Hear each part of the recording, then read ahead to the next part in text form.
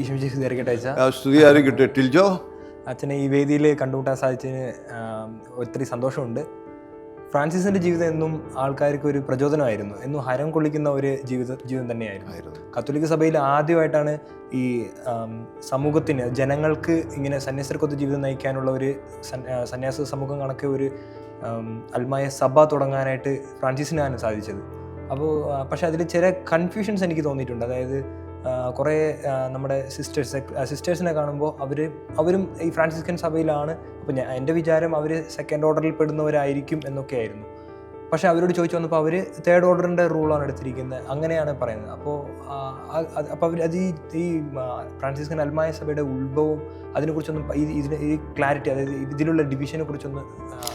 Correct ടിൽജോ, അത് എല്ലാവരും ചോദിക്കുന്ന ഒരു സംശയമാണ്. അപ്പോൾ ടിൽജോയുടെ അവസാനം പറഞ്ഞതുപോലെ ഇതിൻ്റെ ഒറിജിൻ എങ്ങനെയാണ്, പെട്ടെന്ന് എങ്ങനെ ഉണ്ടായതല്ലല്ലോ. എങ്ങനെ ഈ കോൾഡ് ഫ്രാൻസിസ്കൻ അൽമായ സഭ രൂപം കൊണ്ടു, അതറിഞ്ഞിരിക്കുന്നത് നല്ലതാണ്. ടിൽജോ ആരംഭത്തിൽ പറഞ്ഞതുപോലെ തന്നെ ഫ്രാൻസിസ് ഒരു പ്രചോദനമായിരുന്നു. സുവിശേഷത്തിൽ അധിഷ്ഠിതമായിട്ടുള്ളൊരു ജീവിതം ഫ്രാൻസിസ് നയിച്ചു തുടങ്ങിയപ്പോൾ അദ്ദേഹത്തിന് അനുയായികളുണ്ടാകുന്നു. ആ നമ്പർ ഫ്രാൻസിസ് ജീവിച്ചിരുന്ന സമയത്ത് തന്നെ 3000-ൽ മേലെ ഉണ്ടായി. അപ്പോൾ അതിൻ്റെ ആ ഒരു എന്താ പറയുക, അതിൻ്റെ പവർ അതായിരുന്നു. അപ്പോൾ ഇങ്ങനെ ആൾക്കാർ വന്ന് ഒരു സന്യാസ സമൂഹത്തിലോട്ട് രൂപം കൊണ്ടപ്പോൾ വിവാഹം കഴിച്ച് വീട്ടിൽ കഴിക്കുന്ന, കുടുംബമായിട്ട് കഴിയുന്നവർ വന്ന് പിതാവിനോട് പറഞ്ഞു, പിതാവേ ഞങ്ങൾക്കും ഒരു വഴി പറഞ്ഞു തരണമെന്ന് പറഞ്ഞു. അപ്പോൾ അങ്ങനെ അവർക്ക് വേണ്ടിയിട്ട് പിതാവ് എഴുതിയ 2 കത്തുകൾ നമ്മുടെ മുൻപിലുണ്ട്. അതിന് നമ്മൾ പറയുന്നത് ലെറ്റർ ടു ദ ഫെയ്ത്ത്ഫുൾ, അൽമായർക്ക് വേണ്ടിയിട്ടുള്ള പിതാവിൻ്റെ കത്ത്, അങ്ങനെ 2 എണ്ണമുണ്ട്. അപ്പോൾ ഇവരോട് പറഞ്ഞു, ഈ വന്ന അൽമായർ വന്ന് ചോദിച്ചല്ലോ, അവരോട് പറഞ്ഞത് ഈ കത്തിൽ നിങ്ങൾക്കുള്ള നിർദ്ദേശങ്ങളുണ്ട്, ഇതനുസരിച്ച് ജീവിക്കാൻ പറഞ്ഞു. അപ്പോൾ ടിൽജോ, അതാണ് ഈ നമ്മൾ പറയുന്ന ഫ്രാൻസിസ്കൻ അൽമായ സഭയുടെ ആരംഭത്തിലുള്ള അടിസ്ഥാന ശില എന്ന് പറയുന്നത് പിതാവ് എഴുതി കൊടുത്ത ഈ സന്ദേശമാണ്. അച്ഛാ, അപ്പോൾ അങ്ങനെയാണെങ്കിൽ ഈ 2 കത്തുകളാണോ ഇതിൻ്റെ അടിസ്ഥാനം, അതോ നമ്മളെപ്പോലെ ഇവർക്കൊരു റൂളായിട്ട് നിയമാവലി ഉണ്ടോ? അതൊരു നല്ല ചോദ്യമാണ്. കാരണം ഈ കത്ത് ഒരു നിയമാവലിയായിട്ട് വരാൻ പറ്റില്ലല്ലോ. അപ്പോൾ അത് കഴിഞ്ഞപ്പോൾ 1221 ഈ ഫ്രാൻസിസിൻ്റെ സഭയുടെ കാർഡിനൽ പ്രൊട്ടക്ടർ ആയിരുന്നിട്ടുള്ള കർദിനാൾ ഹ്യൂഗളീനോയുമായിട്ട് ചേർന്ന് ഒരു നിയമാവലി ഉണ്ടാക്കി. അതിനെ നമ്മൾ പറയുന്നത് 1221 മെമ്മോറിയാലെ പ്രൊപ്പോസിറ്റി എന്ന് പറയും. മെമ്മോറിയാലെ പ്രൊപ്പോസിറ്റി ഫ്രാത്രും സൊരോരും ദ പെനിറ്റൻസിയ എന്നാണ് അതിൻ്റെ ഫുൾ ആയിട്ടുള്ള പേര്. അവർക്ക് വേണ്ടിയിട്ടുള്ളൊരു നിയമാവലി അത് 1221 ഉണ്ടാക്കി. പക്ഷെ അതുകൊണ്ട് നിന്നില്ല. 1289 ആദ്യമായിട്ട് ഒരു ഫ്രാൻസിസ്കൻ മാർപ്പാപ്പയായി. നമ്മൾ ചരിത്രത്തിൽ 6 മാർപ്പാപ്പമാരുണ്ടായിട്ടുണ്ട് ഫ്രാൻസിസ്കൻസിൽ. ആദ്യത്തെ ആളാകുന്നത് 1289 അദ്ദേഹം സഭയുടെ ജനറലായിരുന്നു. ഈ വിശുദ്ധ ബൊനവഞ്ചറിന് ശേഷം, ബൊനവഞ്ചർ 1257 തൊട്ട് 73 വരെ ഉണ്ടായിരുന്നു. അതിനുശേഷം സഭയുടെ ജനറലായ ആളാണ് ജെറം ആസ്കുളി എന്ന് പറയുന്ന ഒരു സന്യാസി. അദ്ദേഹമാണ് മാർപ്പാപ്പയാവുന്നത്. ആ മാർപ്പാപ്പയുടെ പേര് നിക്കോളാസ് 4 എന്നായിരുന്നു. അത് സംഭവിക്കുന്നത് അദ്ദേഹം എന്നിട്ട് മാർപ്പാപ്പയായതിനു ശേഷം ഒരു നിയമാവലി എഴുതി. ആ നിയമാവലിയുടെ പേരാണ് സൂപ്രാ മോന്തേ, മലമുകളിൽ നിന്ന് എന്നർത്ഥത്തിൽ പറയാം. അദ്ദേഹം എഴുതിയ നിയമാവലി 1289 എഴുതിയ നിയമാവലി, നമ്മൾ പറയുന്ന ഫ്രാൻസിസ്കൻ അൽമായ സഭയ്ക്ക് വേണ്ടി അദ്ദേഹം എഴുതിയ നിയമാവലി 600 വർഷം അതനുസരിച്ചാണ് ജീവിച്ചത്. ടിൽജോനെ മനസ്സിലായോ? പക്ഷെ 600 വർഷം കഴിഞ്ഞപ്പോൾ കാലങ്ങൾ മാറി, നിയമാവലി പരിഷ്കരിക്കേണ്ടതായിട്ട് വന്നു. ലിയോ 13 മാർപ്പാപ്പ അടുത്ത നിയമാവലി എഴുതി, മിസറിക്കോർഡ്സ് ദേയി ഫീലിയൂസ് എന്ന പേരിൽ. അപ്പോൾ സൂപ്രാ മോന്തം കഴിഞ്ഞ് 600 വർഷമായി. അതാണ് പിന്നീട് വന്ന നിയമാവലി, പോപ്പ് ലിയോ 13. ആ നിയമാവലിക്ക് 95 വർഷത്തെ ഡ്യൂറേഷൻ കിട്ടി. അത് കഴിഞ്ഞിട്ട് 1978 പൗലോസ് ആറാമൻ മാർപ്പാപ്പ അടുത്തൊരു നിയമാവലി എഴുതി, സെറാഫിക്കൂസ് പാത്രിയാർക്ക എന്ന് പറഞ്ഞിട്ട്. ആ നിയമാവലിയാണ് ഇന്ന് നമുക്ക് അടിസ്ഥാനമായിട്ടുള്ളത്. ഇതിൻ്റെ ഇടയിൽ 1957 ഒരു കോൺസ്റ്റിറ്റ്യൂഷനും കൂടി എഴുതിയുണ്ടാക്കി. അപ്പം ഇപ്പോൾ നമ്മൾ അനുസരിക്കുന്നത് പൗലോസ് ആറാമൻ മാർപ്പാപ്പ എഴുതിയതല്ല, അദ്ദേഹം അംഗീകരിച്ച ആ നിയമാവലിയാണ്. മനസ്സിലായില്ലേ? That is it. അച്ഛാ, ഫ്രാൻസിസ് തൻ്റെ സഹോദരങ്ങളോട് പറയാറുണ്ടായിരുന്നു, നിങ്ങൾ ഈ സെക്കൻഡ് ഓർഡർ പോർ ക്ലയർസിനെ സഹായിക്കണം, അവരുടെ ആവശ്യങ്ങളിൽ നിങ്ങൾ സഹായിക്കണമെന്ന്. അത് കണക്കെ ഈ മൂന്നാം സഭയിൽ, അതായത് അൽമായ സഭയിലെ അംഗങ്ങളായിട്ട് നമുക്ക് എന്തെങ്കിലും ബന്ധങ്ങളുണ്ടോ? അതെ, അത് വളരെ കാലികമായിട്ടുള്ള ഒരു ചോദ്യമാണ്. നമ്മൾ ഈ 4 സഭകളുണ്ടല്ലോ ഇപ്പോൾ. അതായത് ഒന്നാം സഭ എന്ന് പറയുമ്പോൾ 3 എണ്ണം ഉണ്ട്. ടിൽജുൻ അറിയാമല്ല, OFM ഉണ്ട്, കൺവെൻഷ്യൽസ് ഉണ്ട്, കപ്പുച്ചിൻസ് ഉണ്ട്. പിന്നെ അച്ഛന്മാരുടേതായിട്ട് 4ാമതൊരെണ്ണം ഉണ്ട്, TOR. അത് TOR, തേർഡ് ഓർഡർ റെഗുലർ എന്ന് പറയും. അപ്പോൾ അവരുണ്ട്. ഇവരുടെ 4 പേരുടെയും നിയമാവലികളിൽ, അവരുടെ സ്റ്റാറ്റ്യൂട്ട്സിൽ വളരെ വ്യക്തമായിട്ട് എഴുതി ചേർത്തിട്ടുണ്ട്, ഈ ഫ്രാൻസിസ്കൻ ആത്മായ സഭയുടെ ആധ്യാത്മിക കാര്യങ്ങൾക്കും അവരുടെ മുന്നോട്ടുള്ള ആ പ്രയാണത്തിലും നമ്മൾ എന്നും ഒന്നിച്ചുണ്ടായിരിക്കണമെന്ന്. അതുമാത്രമല്ല, ഈ 4 ജനറാളച്ചന്മാരും കൂടി ഒരു ഡോക്യുമെൻ്റ് ഇറക്കിയിട്ടുണ്ട്, ഹബേരെ സ്പിരിത്തും ഡോമിനി എന്ന് പറഞ്ഞിട്ട്. അതിനകത്ത് ഇവർ 4 പേര് ഒപ്പിട്ട് എഴുതി വച്ചിട്ടുണ്ട്, ഈ 4 സഭകൾക്കും ഈ ഫ്രാൻസിസ്കൻ ആത്മീയ സഭയുടെ ആധ്യാത്മിക കാര്യങ്ങളിൽ എന്നും കൂടെ അവരോട് നിൽക്കണം കേട്ടോ. ഈ അൽമായ സഭയുടെ ഓർഗനൈസേഷണൽ സ്ട്രക്ചറിനെ കുറിച്ചൊന്ന് പറയാമോ? സ്ട്രക്ചർ വളരെ ക്ലിയറാണ്, വളരെ സിമ്പിളായിട്ടുള്ളതാണ്. അതായത് ലോക്കൽ സംവിധാനം, ഒരു റീജിയണൽ സംവിധാനം, ഒരു നാഷണൽ സംവിധാനം, ഒരു ഇൻ്റർനാഷണൽ സംവിധാനം, അത്രയേ ഉള്ളൂ. അല്ലാതെ കണ്ട് വേറെ ഒരു 4 ലെവലിലാണ് നിൽക്കുന്നത്. ലോക്കലായിട്ട്, അത് കഴിഞ്ഞിട്ട് റീജിയണലായിട്ട്, റീജിയണൽ കഴിഞ്ഞാൽ നാഷണലായിട്ട്, നാഷണൽ കഴിഞ്ഞാൽ ഇൻ്റർനാഷണലായിട്ട്. ഞാൻ അതിൻ്റെ ഇടയ്ക്ക് ടിൽജോ നേരത്തെ ചോദിച്ചൊരു ചോദ്യം മറുപടി പറഞ്ഞില്ല. സിസ്റ്റേഴ്സ് ഇങ്ങനെ ചോദിക്കുന്നു, ഞങ്ങൾ 3ാം സഭക്കാരാണ് എന്ന് പറയുന്നു. അത് നല്ല ചോദ്യമായിരുന്നു. അതായത് ഈ തേർഡ് ഓർഡർ എന്ന് പറയുന്നത് റെഗുലർ ആൻഡ് സെക്കുലർ ഉണ്ട്, അല്ലെ തേർഡ് ഓർഡർ റിലീജിയസ് ഉണ്ട്, സെക്കുലേഴ്സ് ഉണ്ട്. നമ്മൾ പറയുന്നത് ഫ്രാൻസിസ്കൻ ആത്മീയ സഭ എന്ന് പറയുന്നത് തേർഡ് ഓർഡർ സെക്കുലറാണ്. അതുകൊണ്ട് നമ്മളതിനെ പറയുന്നത് സെക്കുലർ ഫ്രാൻസിസ്കൻ ഓർഡർ എന്ന് പറയുന്നത്. മറ്റത് തേർഡ് ഓർഡർ റെഗുലർ ഉണ്ട്. നേരത്തെ ടെലിജോടി ഞാൻ പറഞ്ഞു, ഈ TOR ഫാദേഴ്സിൻ്റെ കാര്യം പറഞ്ഞു. അതുപോലെ നമ്മൾ FCC sisters, FMM sisters,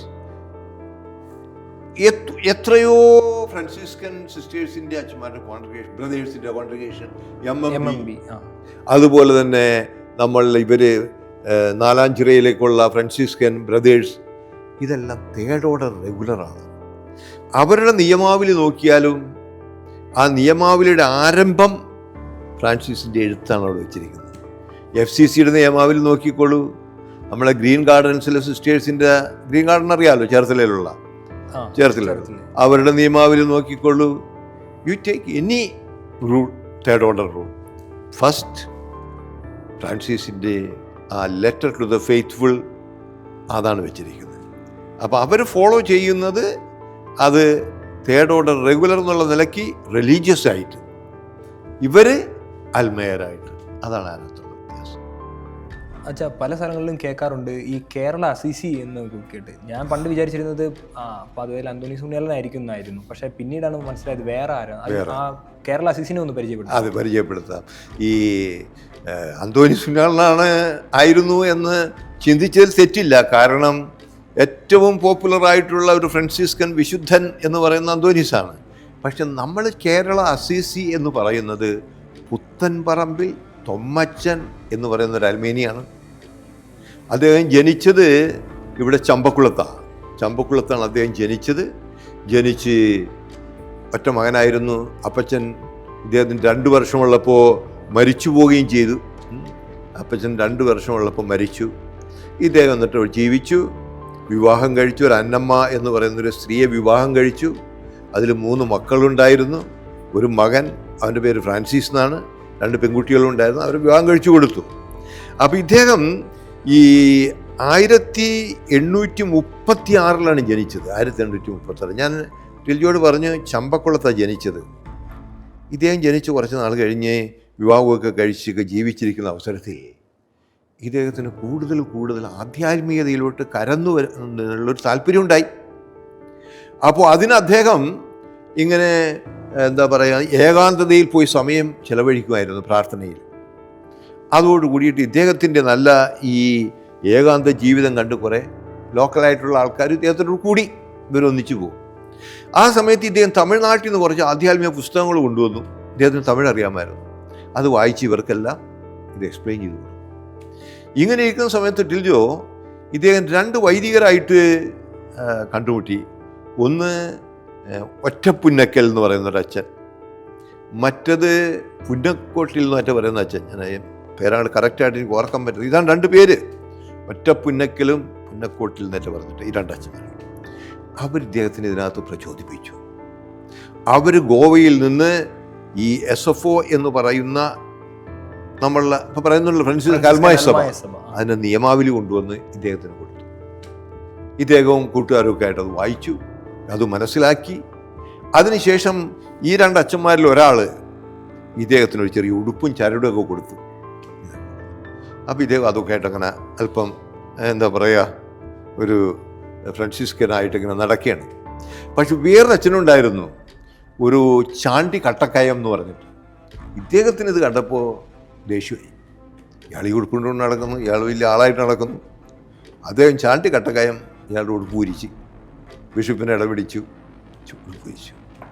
bishop അതിനകത്ത് ഇടപെട്ടു. ബിഷപ്പ് ഇടപെട്ടിട്ട് അതിനിങ്ങനെയൊന്നും വേണ്ട എന്നൊക്കെ പറഞ്ഞു. ആദ്യം ഒന്ന് ഒതുക്കി. അതൊരു ഉണ്ണിച്ചെറിയാന്ന് പറഞ്ഞു മറ്റൊരാളാണ് ഇദ്ദേഹത്തിനെതിരായിട്ട് ബിഷപ്പിൻ്റെ അടുത്ത് കംപ്ലൈൻറ്റ് കൊടുത്തത്. ഇത് കഴിഞ്ഞപ്പോൾ ഇദ്ദേഹം അതനുസരിച്ചു, അല്ലാതെ ആരെയും എതിർക്കാൻ പോയില്ല. എന്നിട്ടും ഇദ്ദേഹത്തിൻ്റെ പ്രാർത്ഥനാ ജീവിതം തുടർന്നു. ഇദ്ദേഹത്തിൻ്റെ പ്രാർത്ഥനാ ജീവിതം തുടർന്നു. ആഴമല എന്ന് പറയുന്നൊരു സ്ഥലം, പിന്നെ മുല്ലപ്പെരിയാർ. ആഴമല എന്ന് പറയുന്നത് എരുമേലി അടുത്താണ്. മുല്ലപ്പെരിയാർ, പൂന്തോപ്പ്, ഇവിടെയൊക്കെ ഇദ്ദേഹം ഇവരുമായിട്ട് പോയി ഇരുന്ന് പ്രാർത്ഥിക്കും. അങ്ങനെ പൂന്തോപ്പിൽ അദ്ദേഹം ഈ പറയുന്ന മൂവ്മെൻറ്റിനൊരു സെൻറ്റർ ഉണ്ടാക്കി. ആ സെൻറ്റർ ഉണ്ടാക്കാനുള്ള സ്ഥലം കൊടുത്തത് വർക്കി കുന്നുങ്കൽ എന്ന് പറയുന്ന ഒരാളാണ്. ഈ വർക്കി കുന്നുങ്കൽ നമ്മളുടെ ഹിപ്പോളിറ്റസ് പിതാവിൻ്റെ അപ്പച്ചനായിരുന്നു. അദ്ദേഹം സ്ഥലം കൊടുത്തത്. അദ്ദേഹവും ഈ കൂട്ടായ്മയിൽ ഇരുന്ന് പ്രാർത്ഥിക്കാൻ പോവുമായിരുന്നു. അങ്ങനെയൊക്കെ അതങ്ങനെ നടന്നുകൊണ്ടിരിക്കുകയാണ്. ഇത് കഴിഞ്ഞ് വന്നു കഴിഞ്ഞപ്പോൾ ഇദ്ദേഹത്തിന് ആ പഴയ ആ ഒരു എന്താ പറയുക, ആ പ്രവർത്തനത്തിലോട്ട് കടന്നു വരുവാനായിട്ട് സഭയുടെ ഭാഗത്തു നിന്ന് കുറച്ച് എതിർപ്പുണ്ടായപ്പോൾ ഇദ്ദേഹം മാന്നാനത്ത് ചെന്നു. മാന്നാനത്ത് ചെന്ന് അവിടെയുള്ള വൈദികർ മിഷൻ പ്രവർത്തനത്തിന് ദളിതിൻ്റെയും അവരുടെ ഇടയിലൊക്കെ പോവും. അവരുടെ കൂടെ പോയി. ഇതെല്ലാം കണ്ടപ്പോൾ ഇദ്ദേഹത്തിൻ്റെ നല്ല ജീവിതത്തെ, തീക്ഷ്ണമായ പ്രാർത്ഥനയെ, എളിമയെ സഭ അംഗീകരിച്ചു. അദ്ദേഹത്തിന് ഈ മൂവ്മെൻറ്റിൻ്റെ ഫ്രാൻസിസ്കൻ അൽമായ സഭയുടെ നേതാവായിട്ട് അവരോധിച്ചു. അങ്ങനെ അദ്ദേഹം മരണം വരെ 1908 അദ്ദേഹം മരിക്കുന്നത്. 1908 അദ്ദേഹം മരിക്കുന്നത്. അതുവരെ അദ്ദേഹത്തിൻ്റെ ഇതിൻ്റെ തലപ്പത്ത് ശുശ്രൂഷ ചെയ്തു. അദ്ദേഹത്തിനെ അടക്കിയിരിക്കുന്ന എടത്തുവയിലാണ്. ഇന്ന് അദ്ദേഹം ഒരു ദൈവദാസനായിട്ട് വിളിക്കപ്പെട്ടിരിക്കുകയാണ്. അപ്പോൾ ശരിക്കും ഈ കേരളക്കരയിലേക്ക് ഈ ഫ്രാൻസിസ്കൻ അൽമായ സഭയെ കൊണ്ടുവന്നത് ഒരു അൽമായൻ തന്നെയാണ്. അൽമയൻ തന്നെയാണ്. ഇദ്ദേഹമാണ് ആദ്യം കൊണ്ടുവന്നത്. അതിനുശേഷമാണ് അൽമായ സഭയുടെ നേതൃത്വം നമ്മളുടെ ബഹുമാനപ്പെട്ട ലിയോ അച്ഛനും, പ്രത്യേകിച്ച് ലിയോ അച്ഛനാണ് അതിൽ അറിയപ്പെടുന്ന ഒരു എന്താ പറയുക, ഒരു ആധ്യാത്മിക പിതാവ്. അദ്ദേഹത്തിൻ്റെ കൂടെ, ലിയോ അച്ഛൻ്റെ കൂടെ നമ്മളുടെ പഴയ KM ജോർജ്, കേരള കോൺഗ്രസിൻ്റെ അദ്ദേഹം ഉണ്ടായിരുന്നു. കുരുവിന കുന്നേലുണ്ടായിരുന്നു. ഇവരൊക്കെ സഹകാരികളായിരുന്നു. അങ്ങനെയാണ് അൽമായ സഭ അങ്ങ് വളർന്നു വന്നത്. ഞാൻ കണ്ടിരിക്കുന്നത് ഇന്നും വളരെ ആക്റ്റീവായിട്ട് പ്രവർത്തിക്കുന്ന ഒരു സംഘടനയാണ് ഇത് ഫ്രാൻസിസ്കൻ അൽമായ സഭ. ഇതിൻ്റെ പല കേരള ഫ്രാൻസിസ്കൻ ഫാമിലി യൂണിയനിലൊക്കെ ഞാൻ പങ്കെടുക്കാൻ ഇടവന്നിട്ടുണ്ട്. അപ്പോൾ പൊതുവെ നാം കാണുന്ന അവിടെ ഒരു മിഡിൽ ഏജ് അല്ലെങ്കിൽ അതിന് മുകളിലുള്ള ആൾക്കാരെയാണ് പൊതുവെ, അത് അവരായിരിക്കും മെജോറിറ്റി.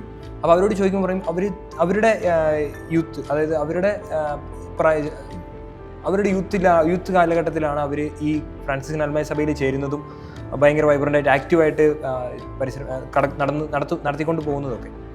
അപ്പോൾ അങ്ങനെയെങ്കിൽ ഇപ്പോൾ യൂത്തിൻ്റെ എണ്ണം കുറവാണ്. അപ്പോൾ അതിൻ്റെ കാരണം ടിജോ, അതിൻ്റെ കാരണം നമുക്കെന്തെങ്കിലും ഒരു ആക്ടിവിറ്റി വേണം. നമ്മളുടെ ഫ്രാൻസിസ്കൻ ആത്മീയ സഭയ്ക്ക് ഒരുപക്ഷെ ഉള്ള ഒരു പോരായ്മ അതാണ്. പ്രാർത്ഥനയും ആ ഓഫീസും ഭവന സന്ദർശനവും മാത്രം പോരാ. ഇപ്പോൾ വിൻസെൻ്റ് ഇപ്പോൾ സംഘമുണ്ട്, അതിനൊരു ആക്ടിവിറ്റി ഉണ്ട്, അതിനൊരു ഫണ്ടുണ്ട്. അപ്പോൾ അതിൻ്റെ ഒരു പോരായ്മയുണ്ട്. എന്നാൽ ഇപ്പോൾ ഈ ഫ്രാൻസിസ്കൻ ആത്മീയ സഭയുടെ ചെറുപ്പക്കാർക്ക് വേണ്ടിയിട്ടുള്ള ഒരു വിങ്ങായിട്ട് നമുക്ക് യൂഫ്രയുണ്ട്. യൂഫ്ര വളരെ ആക്റ്റീവാണ്. നമ്മൾ ആശ്രമങ്ങളോടനുബന്ധിച്ച് യൂഫ്രയുണ്ട്. യൂഫ്ര വളരെ ആക്റ്റീവാണ്. അതിൽ തീർച്ചയായിട്ടും ടിൽജോയ് പോലുള്ള ചെറുപ്പക്കാർ മുൻകൈയെടുത്ത് ഈ ചെറുപ്പക്കാരെയൊക്കെ കൂട്ടിക്കൊണ്ടുവന്നിട്ടുണ്ടെങ്കിൽ നമുക്ക് വളരെ ലൈവ്ലി ആയിട്ടുള്ള യൂഫ്രകൾ ഉണ്ടാവും. അവർ ഈ ഫ്രാൻസിസ്കൻ ചൈതന്യത്തിൽ ജീവിച്ച് കാണുമ്പോൾ അത് മറ്റുള്ളവർക്ക് വലിയൊരു പ്രചോദനമായിട്ട് മാറും. ചെറുപ്പക്കാർ 20-25 വയസ്സ് പ്രായമുള്ള ചെറുപ്പക്കാർ ചിട്ടയായിട്ട് ഈ ഫ്രാൻസിസ്കൻ ആത്മീയ സഭയുടെ യൂഫ്രയിൽ കൂടുമ്പോൾ അത് ഇടവകയിലും പ്രദേശത്തൊക്കെ വളരെ വലിയ ഒരു പ്രചോദനമായിട്ട് മാറും. That's a challenge before you. നിങ്ങളെപ്പോലെയുള്ള ചെറുപ്പക്കാരാണ് അതിലിറങ്ങിത്തിരിക്കേണ്ടത്. ഞങ്ങളെപ്പോലെയുള്ള പ്രായമുള്ളവർ എല്ലാവരും നോക്കാം. അച്ഛാ, ഒരു ചോദ്യം കൂടെ. നമ്മൾ ഈ സഭയിൽ അനുസരണം, ബ്രഹ്മചര്യം, ദാരിദ്ര്യം എന്നീ 3 വ്രതങ്ങൾ പാലിച്ച് ജീവിക്കുന്നുണ്ട്. അതുപോലെ അവർക്ക് എന്തെങ്കിലും വ്രതങ്ങൾ പാലിച്ച് ജീവിക്കാനായിട്ട് അവർ കടപ്പെട്ടു അവരുടെ ജീവിത അന്തസ്സിന് നിരക്കുന്ന വിധത്തിൽ പാലിക്കണം. അത് അവരുടെ നിയമാവലി കൊടുത്തിട്ടുണ്ട്. അവർ എപ്രകാരമാണ് ഇത് പാലിക്കേണ്ടതെന്ന് നിയമാവലി കൊടുത്തിട്ടുണ്ട്. അവരിപ്പം നമ്മൾ ഒരു സന്യാസിയെ അനുഷ്ഠിക്കുന്ന പോലെ അനുഷ്ഠിക്കണമെന്നല്ല അവരോട് പറയുന്നത്. പക്ഷെ അവരുടെ ജീവിതാന്തസ്സിന് യോജിക്കുന്ന വിധത്തിൽ, ക്രിസ്തീയ വിശ്വാസത്തിന് നിരക്കുന്ന വിധത്തിൽ അവർ ജീവിക്കണം. എന്നാൽ ഒരു സന്യാസി കണക്ക് അവർ വ്രതങ്ങൾ എടുക്കുന്നുണ്ടോ? ഇല്ല, അങ്ങനെ എടുക്കുന്നില്ല. നമ്മൾ എടുക്കുന്ന പോലെ ഞാൻ അനുസരണത്തിലും കന്യാത്വത്തിലും അങ്ങനെ എടുക്കുന്നില്ല. പക്ഷെ അവരുടെ നിയമാവലിയിൽ പറയുന്നുണ്ട് ഈ വ്രതങ്ങളെക്കുറിച്ച്. അവരുടെ അന്തസ്സിന് യോജിച്ച വിധത്തിൽ അവരതനുസരിച്ച് ജീവിക്കണം. അതാണ് അതിനകത്തുള്ളത്. ടിൽജോ, കാര്യങ്ങളൊക്കെ ഒരുവിധം വ്യക്തമല്ലേ? ഇപ്പോൾ അത്യാവശ്യം ഒരു ക്ലാരിറ്റി കിട്ടി. നമ്മൾ 3 സഭയിലുള്ള വ്യത്യാസവും റെഗുലറും പിന്നെ നോർമലായിട്ടുള്ള റെഗുലറും സെക്കുലറുമായിട്ടുള്ള വ്യത്യാസം അത് മനസ്സിലായി. അതുപോലെ തന്നെ ഇതിൻ്റെ ആരംഭം തൊട്ടുള്ള വളർച്ച 1978 പൗലോസ് 6 മാർപ്പാപ്പയുടെ നിയമാവലി വരെ എത്തിപ്പെടുന്ന ആ വളർച്ച ഒരു ഇതൊക്കെ മനസ്സിലായിട്ടുണ്ട്. നല്ല കാര്യം. അച്ഛനെ ഈ വേദിയിൽ കണ്ടുപിടിയതിന് വളരെ ദൈവത്തിന് നന്ദി പറയുന്നു. അച്ഛനും വളരെ ഏറ്റവും ഹൃദയം നിറഞ്ഞ ഭാഷയിൽ നന്ദി പറയുന്നു. എനിക്കും നന്ദിയുള്ളൂ. ഇതിനെ സംഘടിപ്പിക്കുന്ന നമ്മളിലെ സഹോദരന്മാരുണ്ട്, പിന്നിൽ നിന്ന് ഇതിനെ സംഘടിപ്പിക്കുന്ന അവരോട് ഏറെ നന്ദി. അതുപോലെ ടിൽജോ ഇത്രയും വളരെ സെൻസിബിളായിട്ടുള്ള ചോദ്യങ്ങൾ ചോദിച്ച് കാര്യങ്ങൾ മനസ്സിലാക്കുന്നതിനായിട്ടുള്ള തുറവി കാണിച്ചതിന് ടിൽജോയ്ക്കും നന്ദി. ഫ്രാൻസിസ്കൻ ആത്മീയ സഭ കൂടുതൽ വളരട്ടെ. അത് ലോകത്തിൻ്റെ വെളിച്ചവും ഉപ്പുമായി മാറട്ടെ എന്നുകൂടി നമുക്ക് പ്രാർത്ഥിക്കാം.